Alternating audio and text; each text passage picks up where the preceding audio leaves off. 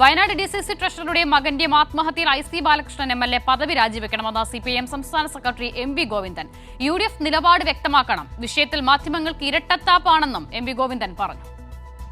Wayanad DCC ട്രഷററുടെയും മകന്റെയും ആത്മഹത്യയിൽ CPIM നിലപാട് കടുപ്പിക്കുകയാണ്. പുറത്തുവന്ന സാഹചര്യത്തിൽ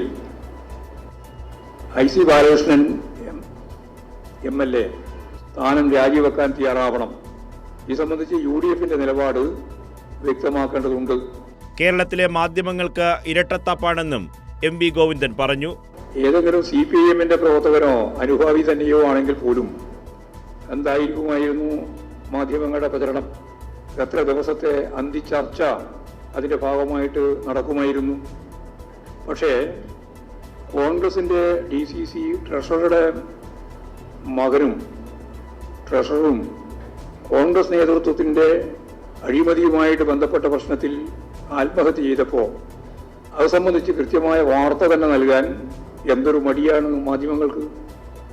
മാധ്യമങ്ങളുടെ ഇരട്ടത്താപ്പ് കൃത്യമായിട്ട് ജനങ്ങൾ തിരിച്ചറിയും എന്ന് തന്നെയാണ് ഈ സംബന്ധിച്ച് പറയാനുള്ളത്. പെരിയ കൊലക്കേസിൽ പാർട്ടിക്ക് ബന്ധമില്ലെന്നും കൊല ചെയ്യപ്പെടുന്ന CPM പ്രവർത്തകരുടെ കാര്യം മാധ്യമങ്ങൾക്ക് വാർത്ത അല്ല എന്നും MV ഗോവിന്ദൻ പറഞ്ഞു. കോൺഗ്രസിന് വേണ്ടി എന്തും ചെയ്യാൻ തയ്യാറുള്ള ഇരട്ടത്താപ്പ് എന്ന് ഞാൻ നേരത്തെ പറഞ്ഞ അതേ നിലപാട് ഇപ്പോഴും രജിത്തിന്റെ ഭാഗമായിട്ടുള്ള അത് സംബന്ധിച്ചുള്ള വ്യക്തമായ വിധി ഇന്നിപ്പോഴും വന്നു. ജീവപര്യന്തം 9 RSകാരെ ശിക്ഷിച്ചു.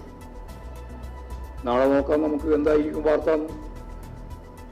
ഒന്നാമത്തെ പേജിൽ വാർത്ത ഉണ്ടാവുമോ, രജിത്തിന്റെ ഫോട്ടോ ഉണ്ടാവുമോ, അല്ല പ്രതികളുടെ ഫോട്ടോ ഉണ്ടാവുമോ, വെണ്ടക്ക തലക്കെട്ടുണ്ടാവുമോ എന്നൊക്കെ നമുക്ക് നോക്കാലോ.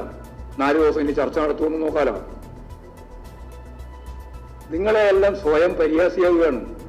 വനഭേദഗതി നിയമത്തിൽ ജനങ്ങൾക്ക് ആശങ്ക വേണ്ട എന്നും എല്ലാവരുമായി ചർച്ച ചെയ്തു മാത്രമേ സർക്കാർ തീരുമാനമെടുക്കൂ എന്നും MV ഗോവിന്ദൻ വ്യക്തമാക്കി. കൈരളി ന്യൂസ്, തിരുവനന്തപുരം.